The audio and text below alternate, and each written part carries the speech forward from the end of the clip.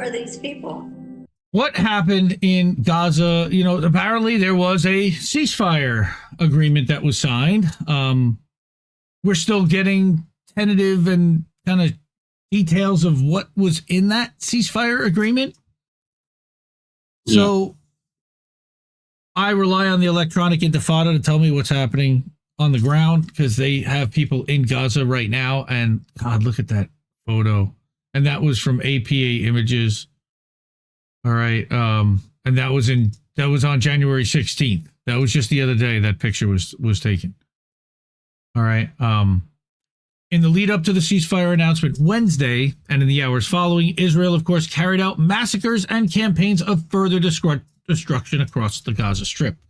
And so this is Nora Barrows-Friedman over at the Electronic Intifada, another Indie Media Award honoree. All right.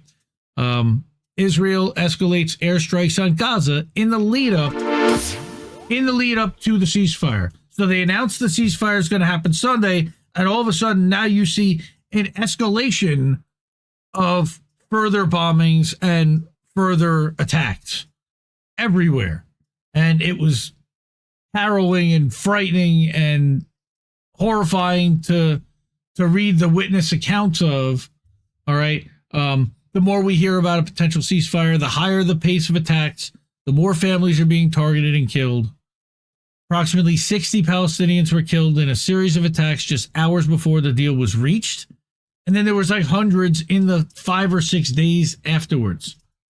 All right, here. In the early hours of Thursday, Anas al-Sharif reported 30 Palestinians were killed in Gaza City a few hours after the ceasefire deal was announced. So right there, just 60 plus 30, that's 90. All right, that's just in 2 reports. Right, and then here you've got the attacks continued.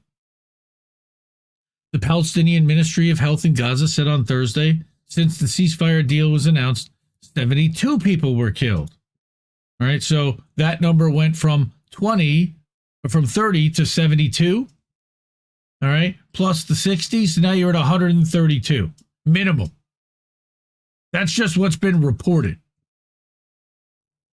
All right, now, you know this guy, he's dancing in the streets right now, believe it or not.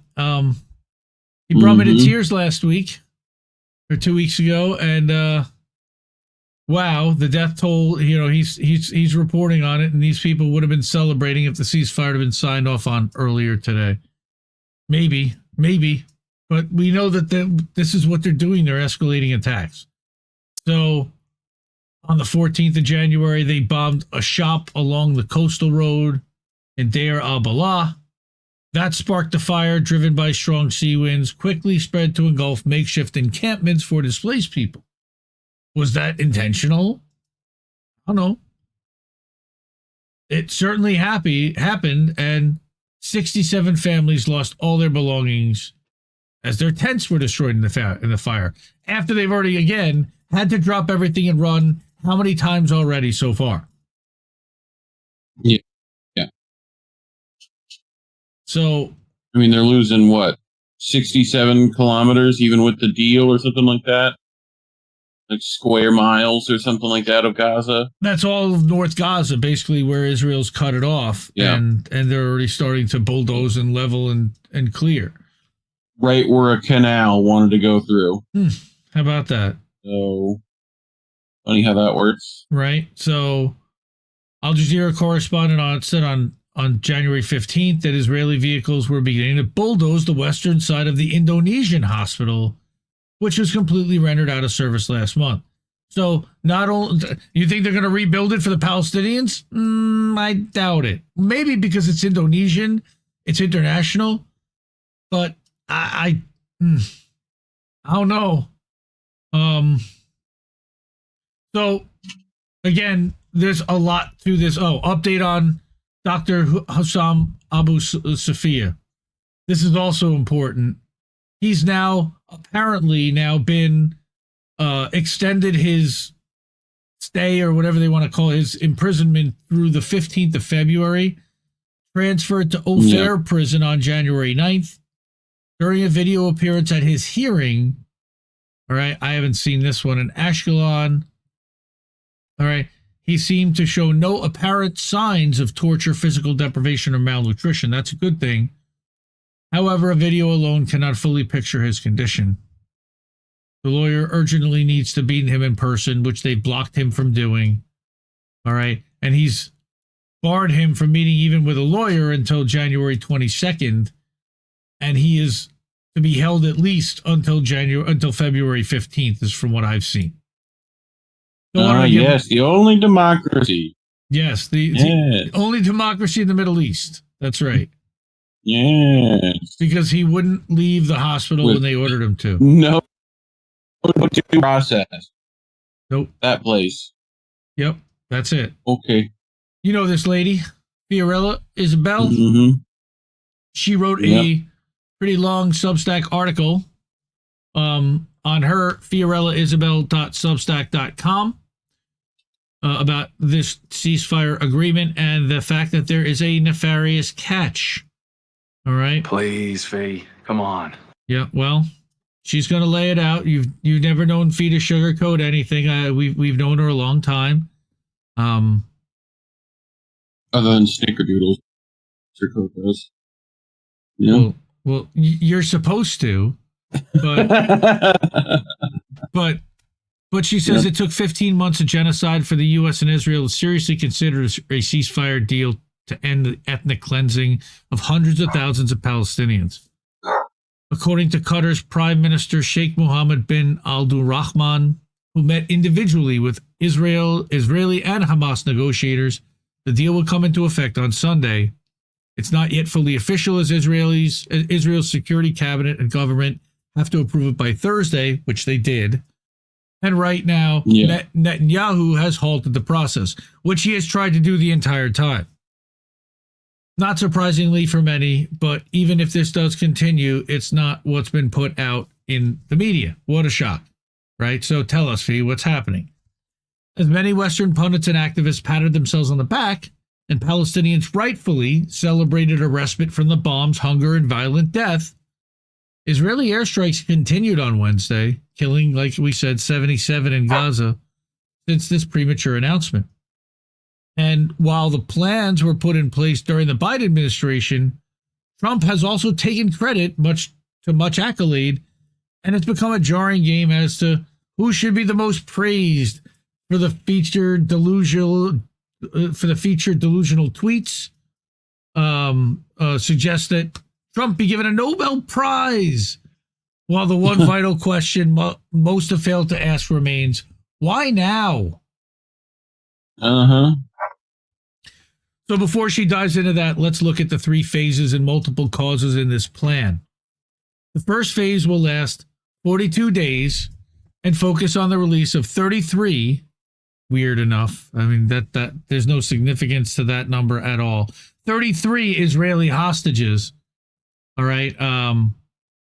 Where are we here? 33 Israeli hostages, including women, children, and men over the age of 50, living or dead.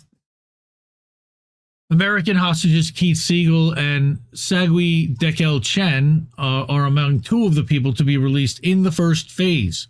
And we've seen video about three of them. All right. In exchange, during the 42-day second phase, all right, Israel would release 30 Palestinian prisoners for each civilian hostage and 50 for each female soldier, involving the declaration of sustainable calm. All right.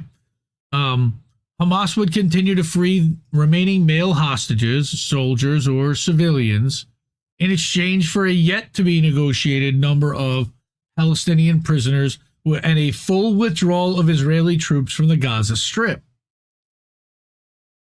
Okay. According to the plan, there would also be a focus on humanitarian assistance for Gaza. We saw trucks starting to flow in today from the Rafah Gate. A supposed end to fighting and displaced Palestinians would begin returning home as more aid enters the Strip.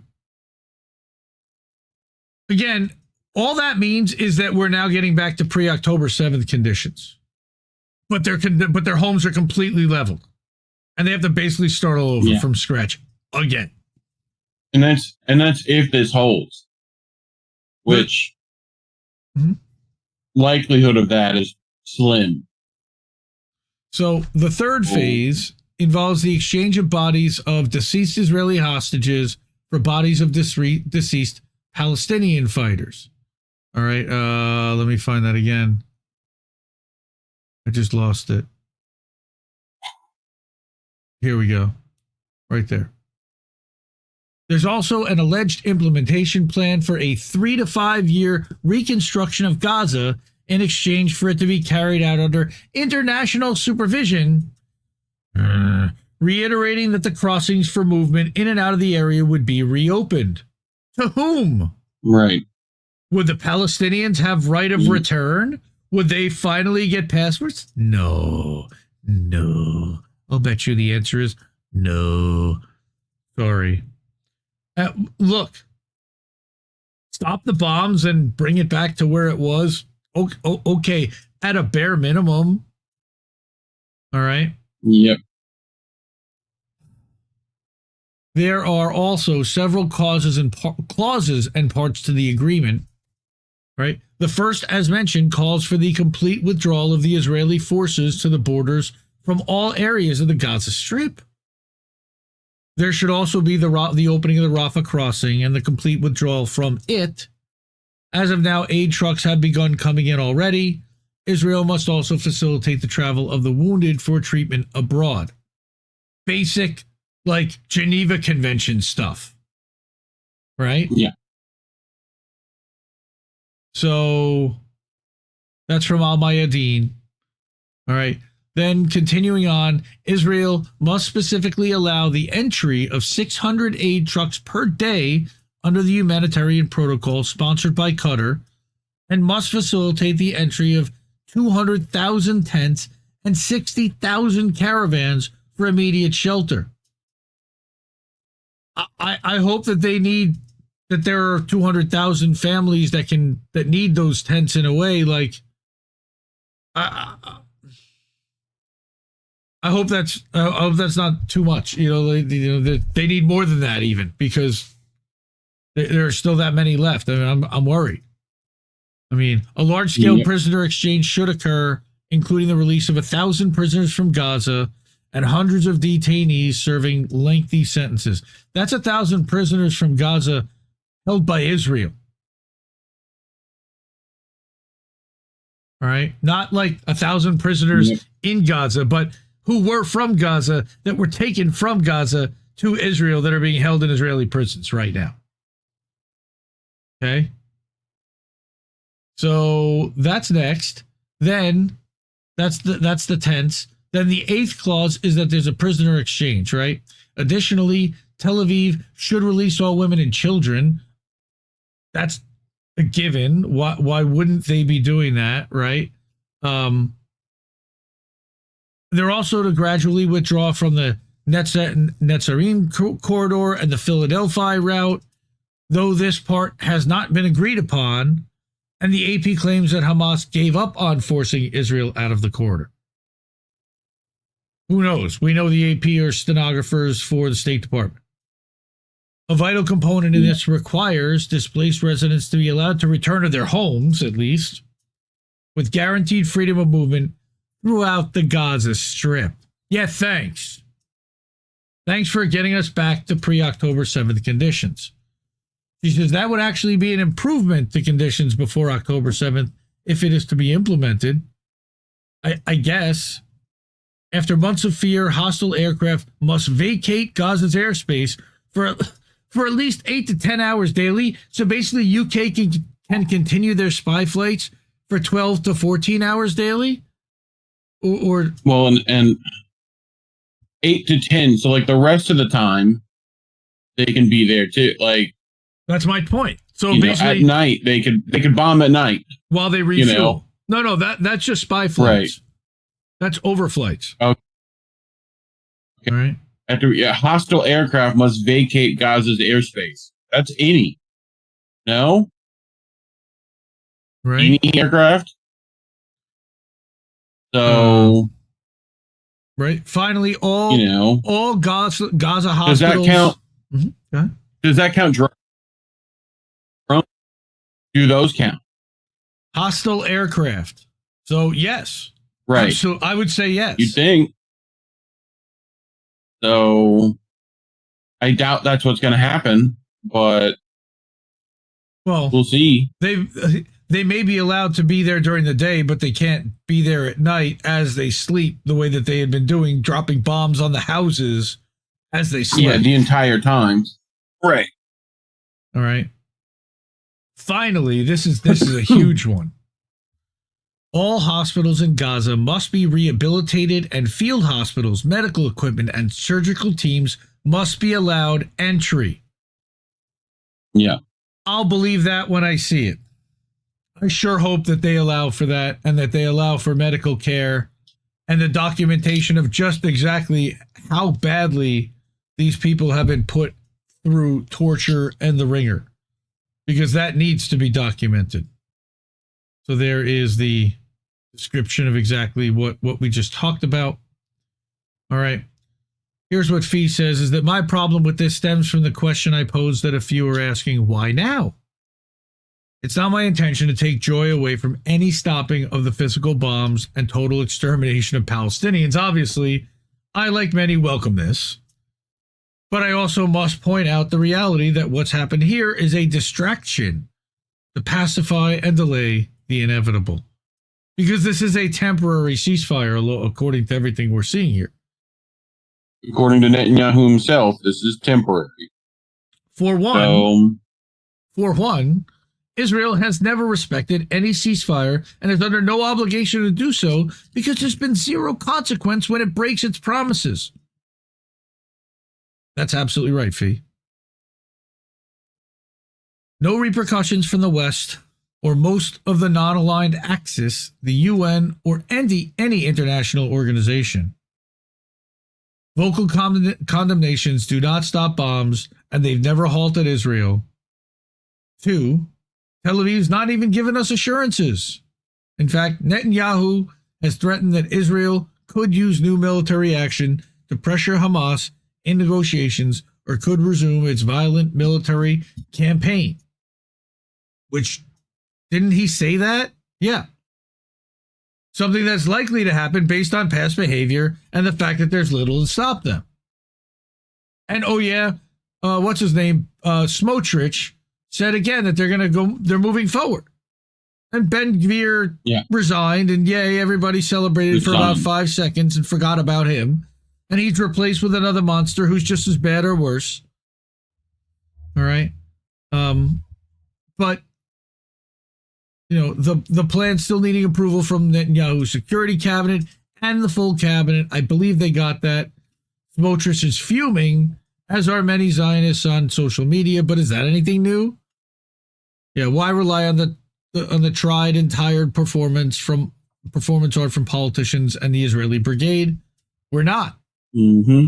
She says now supposedly Qatar, the U.S., and Egypt would provide guarantees that all the agreements are followed through. And how are they going to do that? The problem is that the U.S. funds Israel. Also, all those countries you just talked about definitely had a hand in Syria's fall recently. So, there's some questions. Well, that's what she's about to say here, is that the problem is that the U.S. funds Israel's expansion and genocide. Egypt is controlled by the U.S., and Israel is to the point of closing the Rafah crossing and being unable to do anything within these last 15 months. All right. And Qatar has deep relations with the West, as well at the expense of Palestine and the axis of resistance. Again, I want to refer back real quick to the Ynet story that we covered last April that Vanessa Beeley had come out with. No one else did. That Gaza 2035 plan that basically is this. They want to turn it into international oversight by several Muslim/Arab nations that are friendly to Israel, part of the Abraham Accords and or controlled by Israel and the U.S., all right, UK, like Egypt, all right, and eventually but Israel will never give up control, ever. The plan is to never have Israel give up control. All right. So we're reading again. This is Fiorella's article on Fiorella Isabel.substack.com. Her take Was that the one where they had like the EV factories and stuff like that? Yes. They were trying to make a thing there? Yes, they were They going had to like a whole architectural model. Yep. That's the one where you didn't like the scale. You got mad at the scale. His scale was all fucked. It was very funny. You know, you're like, hold, I can't take the scale. It was very funny. I just watched that again recently. Yeah, because like cars were the same size as like buildings. Yeah, they completely botched that. Anyway. So again, she says none of the Gulf states, including Jordan, have done much to help Gaza, and they've all been seen as traitors by much of the resistance. How could this be a fair exchange? It wouldn't be. Trump's being hailed as the one who reached a deal, and he's coming in with a very specific plan to look like the hero that makes America great again. But it looks like this has been the plan for a while, meaning that the Biden administration, under whom this genocide began, set out to end it now for a reason. Trump can gloat all he wants, and influencers trying to make Elon bucks on Twitter, X, can post cute tweets raving about his accomplishments, but this was clearly set in motion now for several reasons.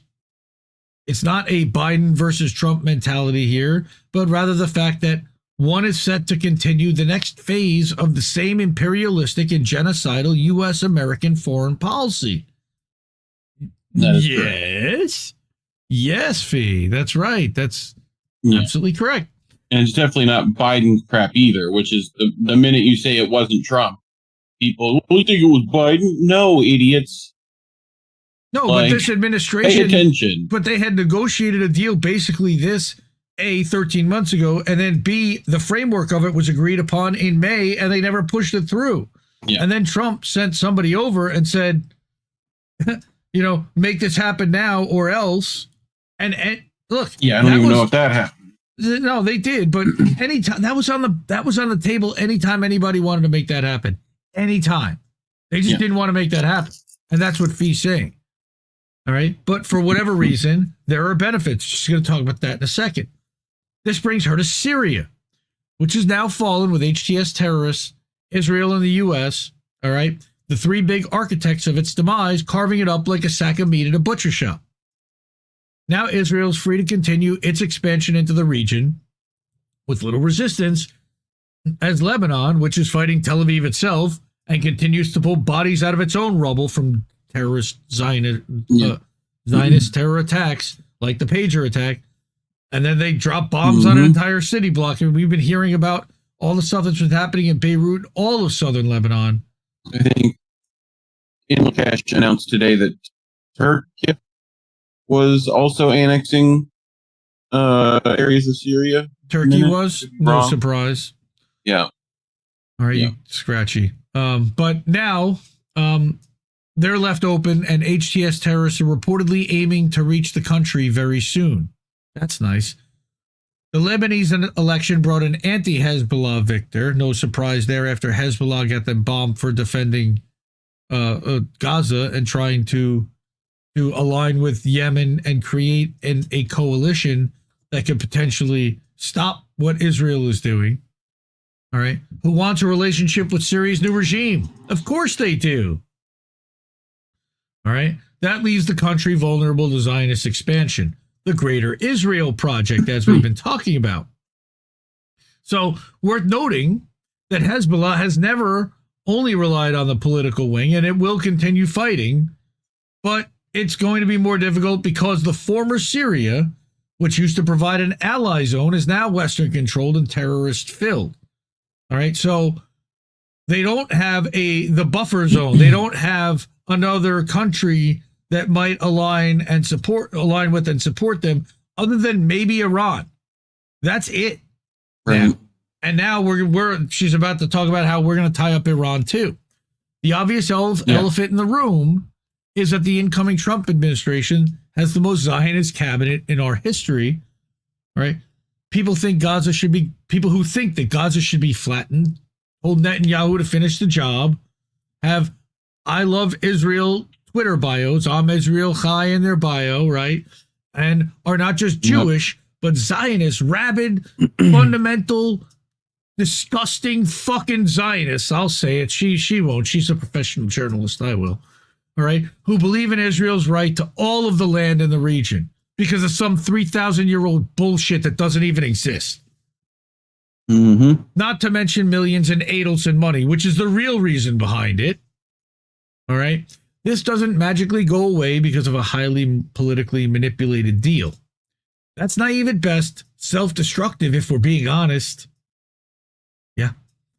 Something else that barely any media have mentioned is that Trump has flagrantly admitted that he would leverage the ceasefire agreement as a way to advance the Abraham Accords, the U.S. brokered agreements from his first term that established normalized relations between Israel and several Arab nations. As I mentioned above, it just so happens that two of the nations, being Qatar and, what was it, Egypt, and who's the third one? It's Qatar, Egypt, and who else is the third one? It is. Maybe it was the U.S. Well, I've heard it mentioned a couple ways. Yeah. Qatar is definitely part of the Abraham Accords. He's probably going to push Egypt into signing an Abraham Accord in some way. He wants to position himself as this uniter of the Middle East, as his son-in-law sells waterfront property in Gaza. And that's what he's about to say. If this moves forward without major setbacks, the critical question of who will govern Gaza will be answered, as what's left of Palestine and Arab countries will effectively give Israel a carte blanche on the region, which is what they laid out in that 2035 plan. I read Wednesday that the possibilities there are going to be the PA and/or I think the UAE want to throw there. That's Qatar. Right. So... All right. Yeah. So normalization means an Israeli takeover of full security guarantees for Israel, ensuring that the billions in reconstruction efforts works to usher in more territory for the Greater Israel Project. Right? They're not planning to reconstruct Gaza for Palestinians, but for them. Again, see Gaza 2035 plan. All right. And that's what I'm guessing she's going to quote here. But, This whole thing, guarantee of security for Israel, also means no Palestinian state ever. That's also part of the plan. Never give the Palestinians their own state. All right. Additionally, Trump proposed a gift bag of incentives. He's such a deal maker. That's a nice way to say it. Including removing sanctions on Pegasus. Are you kidding me? Why would you remove sanctions on Pegasus? Why not? And offering protection to IOF soldiers accused of war crimes. Hell no on that one. No, they got to go before The Hague, and they have to stay in Israel for the rest of their lives. Anywhere they go, they should be prosecuted and arrested. They committed war crimes, and they did it on fucking TikTok. And you're not shutting it down now. By the way, Max Sarge, I saw you said TikTok go bye-bye. Not anymore. They brought it back today. That's not happening now. Trump's going to save it. Ha, ha, ha. Trump's going to save it again. Just like he's saving this. They're all lining up to cater to his ego to get what they want. They figured out a long time ago. The way you manipulate this guy, cater to his ego. Put his name all over it. Thank him. Give him credit even when he doesn't deserve it. He loves it. So yes, Israel has lost political power, public support, many soldiers, its reputation is in the toilet, and they failed to achieve their goal of eliminating Hamas. They've also destroyed their own reputation on the global stage, too. The UN is a joke to them. Everybody's voted against them except for the 2 or 3 protectors. But they've also killed hundreds of thousands of Palestinians, not received a single punishment, and instead garnered support from the West with little condemnation from the non-aligned Axis, save a few, under the excused mantle of Judaism for them and terrorism for Hamas. To blankly answer the earlier posed question, this is happening now because they needed Syria out a weakened axis, and a weakened non-aligned axis for their required objectives. It's also no coincidence that we're seeing this all come with a change of face in the United States, while some long-planned foreign policy will still continue unabated. You mentioned the fact that Israel's been taking up more and more land in the occupied West Bank. We have, with the help of the Palestinian Authority, which he just talked about. It's only a matter of time before they fully control the entire thing, given the state of the region and the incoming logistics. Unless there's a miraculous united push to stop Israel and the U.S., which, looking at Syria, is unlikely. She's talking about Russia, if you haven't read between those lines. The only one that's really going to do it and push back is Russia, and they're tied up with Ukraine still. And they want to make a deal in Ukraine, so they're going to back the fuck off of this too and play ball. Plus, they'll offer them a little piece of this reconstructed zone just to keep them quiet. Watch. Yep. They're going to participate in this crap. And maybe they'll even give their money to the Dagestanis, who then funnels it back to the Palestinians. Who knows? You know, Putin can be a benevolent king like that. I'm joking, of course. All right. He says, I keep mentioning Syria because what happened there is key. It's a linchpin for us all, especially analysts, to understand how our wishes do not reflect reality. Yep. Without Syria, things for the Axis have realistically become incredibly difficult and devastating. The major players appear to be building up to an era of normalization. Iran's President Pezeshkian isn't the only one in charge. Like we said, Iran, it all is going to hinge on Iran, all right? But his tendencies toward liberalism don't serve the resistance interests for the country or of the Axis and non-aligned Axis. All right? Axis is what she's talking about, Russia, China, Iran. The non-aligned Axis is the other countries, the Yemen, that aren't necessarily part of that coalition, I believe is what she's describing there. Am I correct? I think. I do believe.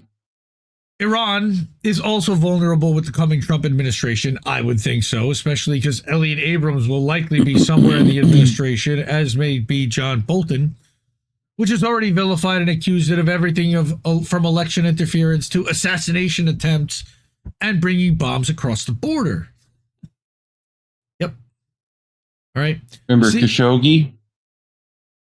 Oh, I do remember. He had his head chopped, if I remember correctly. I do believe. Thanks to Prince Mohammed bin Salman. Mm-hmm. All right. Again, this is Fiorella's article. It goes. It's almost done. This is the last paragraph. A ceasefire has long been necessary, but it should come with full assurances for Palestinians and involve the resistance, not Washington and the Gulf states, which facilitated this genocide to occur for as long as it has. I don't think that's realistic to expect that as long as they facilitated it, that they're not going to be involved in when it's ending. They're going to have to basically decide when they want to end it. This agreement on Israel's terms and Western constructed doesn't mean an actual end to the extermination of Palestinians, but a delay of it, and this time with legal backing. Yeah, I agree with that. Even an establishment of a second-class Palestinian state, which they're not doing, does not equate to freedom, because those who run the show will not be Palestinians.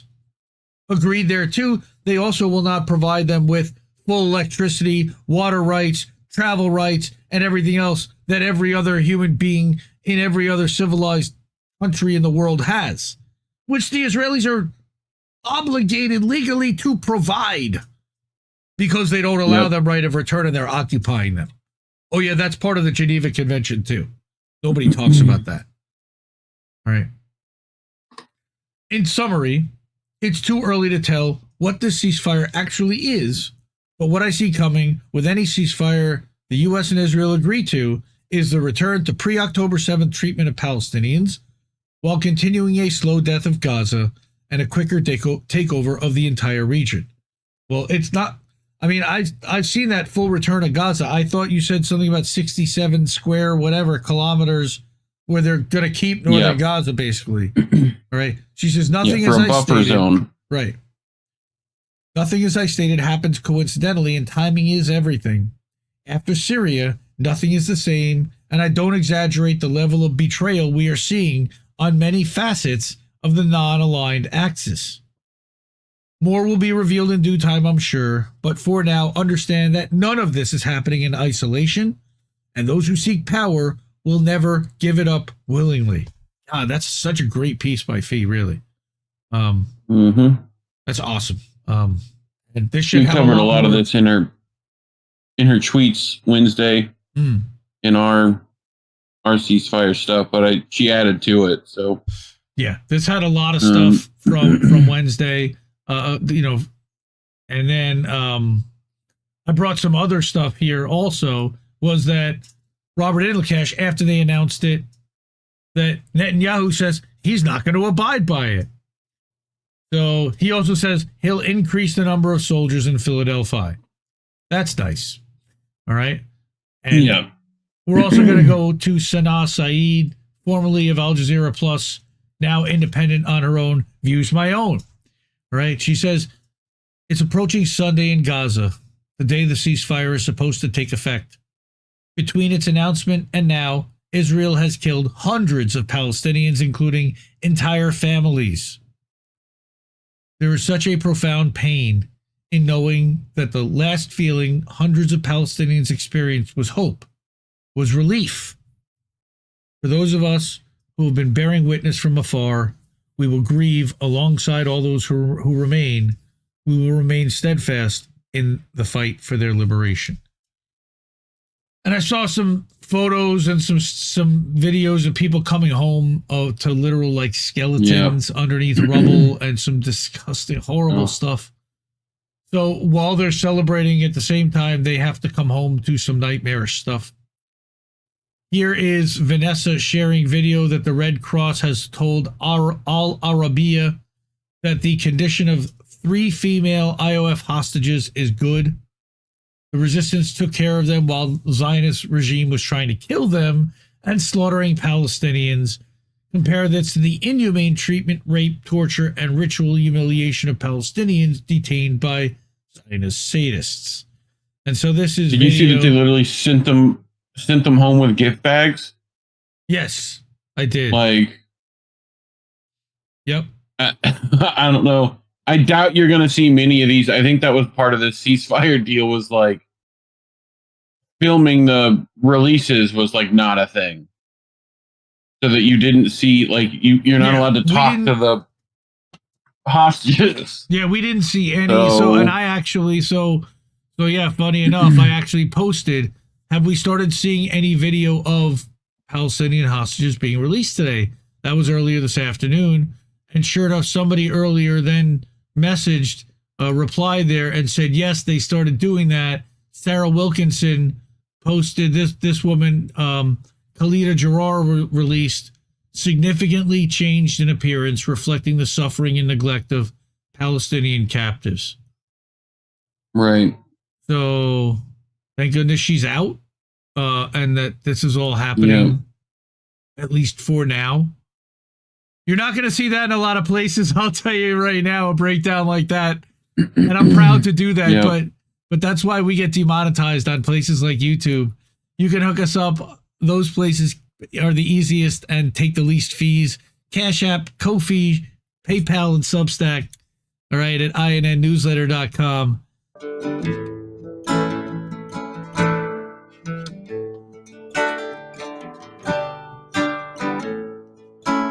Can't keep giving us nothing and think we're bluffing about coming for your heads. Why play civil if you won't listen to 50,000 dead? And now we know our mission, we form a militia, make Congress a prison.